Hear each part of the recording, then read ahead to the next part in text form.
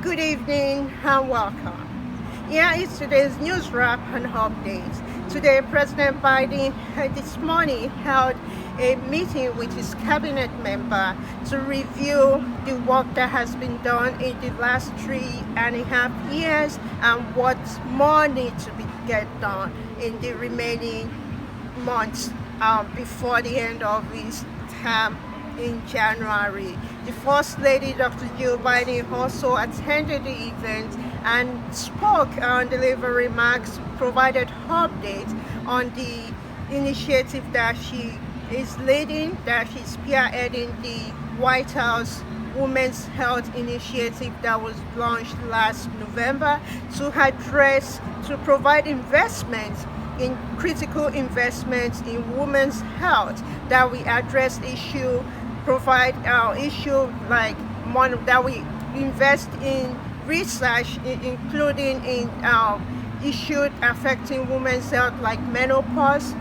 So she provided updates on how the investments in some of the the initiative I've invested in, including, as I mentioned, in research in menopause, the issue that affects a lot of women who lack information, like research to address this critical issue that affects more than 50% of the population, American population, women, older women. Also, investment in mental health.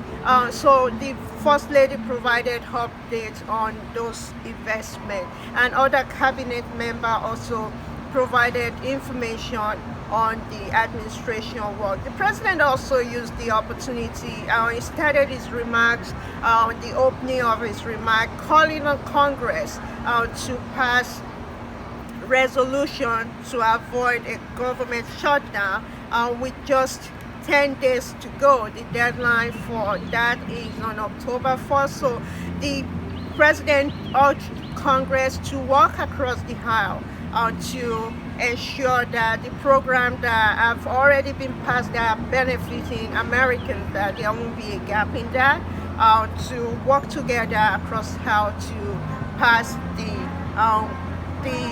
the funding that the government needs to keep government going. So, and also speaking of the president, afterward the president traveled to Wilmington, Delaware, where his hometown, where he held a bilateral meeting with the Prime Minister of Australia, Prime Minister Albanese. They at the bilateral, it was also an opportunity for the president to show the Prime Minister his hometown.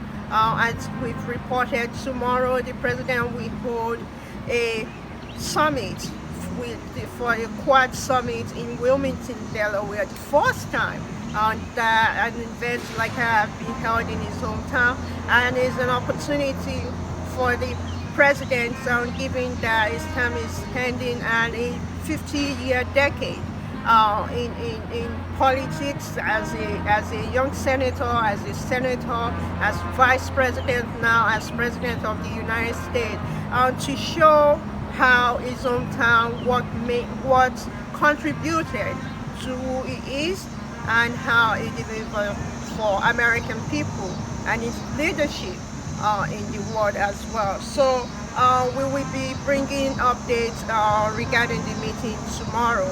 There will be a lot of deliverables at the event. Some announcements will be made tomorrow, and we will provide those additional information to you tomorrow as well. And speaking of tomorrow, First Lady Dr. Jill Biden will host an event tomorrow. She will open the White House House of People, where people can visit, and we have the opportunity. It's just around the corner from here, from the White House, and tomorrow we will be covering that event and bring you the coverage from that event as well tomorrow. And now, speaking of the First Lady at the White House today, the First Lady hosts the cast of the West Wing, the TV drama The West Wing, Denmark, celebrating the 25th anniversary of that drama show that significantly have a significant impact on American story, on American history. Is a major part of American history, depicting the White House. There have been other shows like that as well, but it's the first of that period to depict the White House, the presidency, and show what public service is and what public service does. The cast member, the Martin Sheen, was deliver remarks, as well as the creator of the show, Aaron Sorkin, as well. And we are able to speak to, we had a chance to speak with one of the members of the cast, and I asked, well, what it is like to be at the White House. So you will see that interview at the end of this show, at the end of this report. And moving to another story, the White House today announced new program to support women economic security. Speaking of investment that the administration continues to make, so through this new investment, $20 million, we go towards supporting through senior community self-employment program to support training and employment for older women. As we know, there's been issue for a while now. The older the women get, there's a lot of discrimination against older people in the workforce. So these new resources will provide reskilling for those that want to return to the workforce, or just keep working, given the new technology that are being used right now, artificial intelligence as well as other technology, to equip women, older women, to be able to continue to be productive as they've always done, to continue to help lead in this country. Another resources that the program we support is to provide resources to support women retirement security. This will be provided through the Department of Labor. And another one is to protect women's earning and savings through the Consumer Protection Finance, CPFC. They will provide information to protect older women against fraud and scam. We've seen a lot of these through social media and other means, or even through the phone, where older women are scammed from a lot of money, even their retirement fund, by predators. So these new programs is aimed to protect significantly, provide information and support for older women, especially when women are going through difficulty like this, or they are scam or experiencing fraud. Oftentimes people are too ashamed to talk about it. So this program opened that avenue, that platform for them to get the assistance, the support that they need, and as well as provide dignity for a lot of these women. So we will continue to follow this story. It just was announced today, and we will provide additional updates on that as well. Now, moving to other story, moving to other region, moving to Africa. Today, the South African Trade Minister met with senior officials at the State Department. He met with the Undersecretary of State, Jose Fernandez, to discuss value chain, decarbonization strategy, and importance of critical minerals for sustainable development. As we reported, the Undersecretary Fernandez have traveled to Africa on several occasions. He attended the mineral in Dabo in South Africa, and has been working with African countries regarding mineral resources as in protecting workers, as well as equip me the right way to that will benefit Africa as well, and also put it in the global market. We know the US is interested in mineral as the rest of the world, including China, but the US is trying to, it's not even trying, the US is taking a different strategy of a bilateral way with each nation, as well as the continent overall, that the resources or the engagement, it will be a partnership relationship that benefit both sides, as well as provide economic growth for the country, and protection of workers, and protection of the people as well, a beneficiary relationship, partnership for both sides. So we provide additional updates on that as well. The minister, the South African Trade Minister, Pak Tau, also met with World Bank executives to talk about partnership, and delivering regarding financing, as well as climate financing, and we will provide additional update on that in our newsletter, as well as next week for you, for our readers and for our audience. And staying with the financial industry, the IMF and the World Bank, Sierra Leone President Julius Bao met with the IMF Managing Director Kristalina Georgieva earlier today. The IMF board approved new resources for Sierra Leone to help boost the country economic growth, as well as support the country economic growth and the country economic reform. During their meeting, they talk about the global economic sustainable development partnership for developing countries, including African nations, and increased representation of sub-Saharan Africa on the IMF executive board. This is something that a lot of African finance ministers have been calling for, to have more representation on the multilateral financial institution, to have an African voice there, that we improve engagement and understanding of the needs of the continent. And we've been talking about multilateral financial institution, and we will provide additional updates on that as well.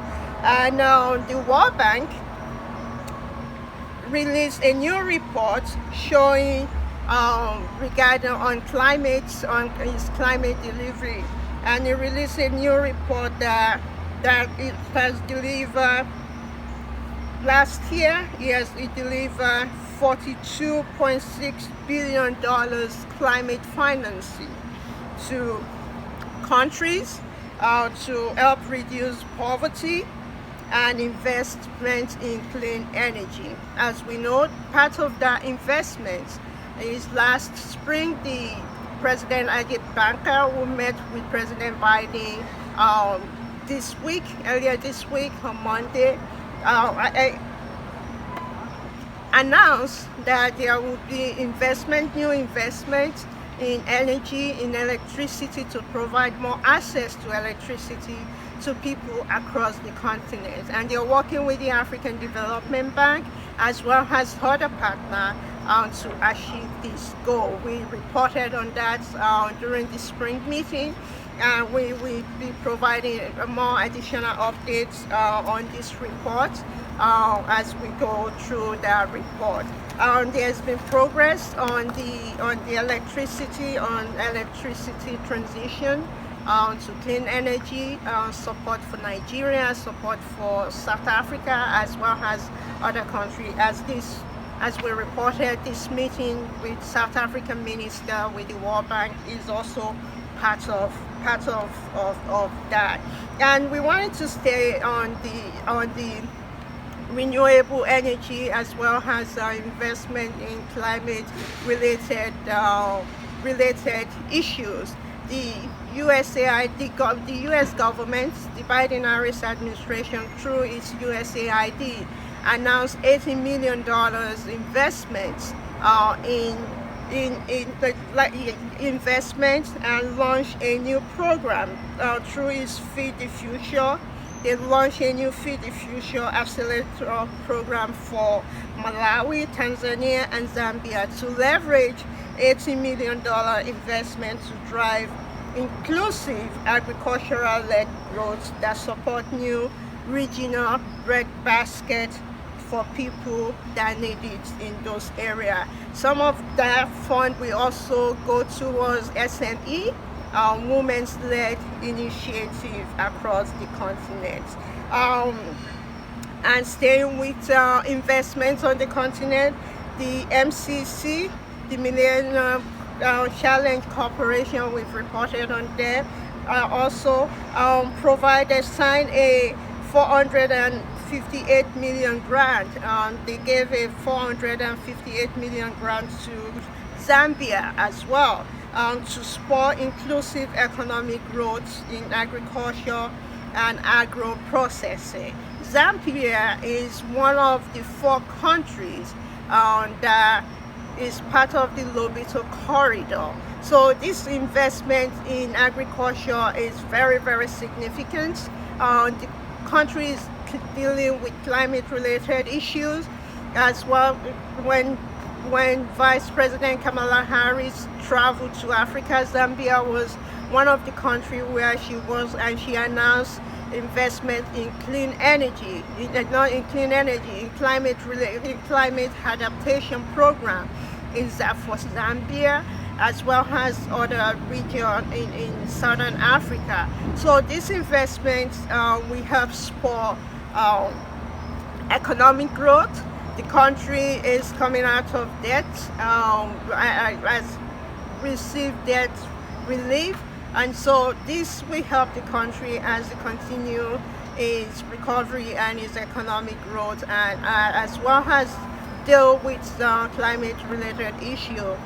It will help the country get back on its feet, and we will continue to provide updates on that as well. As our audience we know, we interviewed the Zambia president about 2 years ago when he became, during the UNGA, the United Nations General Assembly. So we will be bringing you additional news on that as we receive it. Before I wrap up, I just quickly want to touch on something. The governor of the European Central Bank and the former managing director of the IMF, Christine Lagarde, today delivered remarks a lecture at the IMF today, and we will provide updates on that in our next report either tomorrow, because we are on Monday. Just a reminder, we will be covering the IMF. We will be covering the UNGA high-level meeting. President Biden is scheduled to travel next week, and there are other events that we will be participating in as well, and we will be reporting from New York and from Washington DC next week. In the meantime, I'm wrapping this up now. We thank you very much for watching as always. Have a good evening, and I will see you on Monday. I'm Kemi Oshukoya. Good night. What is it like being at the White House again in person? It's such an honor to be here, and to be here with Dr. Biden, and we got to meet the president earlier, and with all of our dearest friends from the cast, and to see Aaron Sorkin, Tommy Shalami, Martin Sheen, everybody together again was amazing.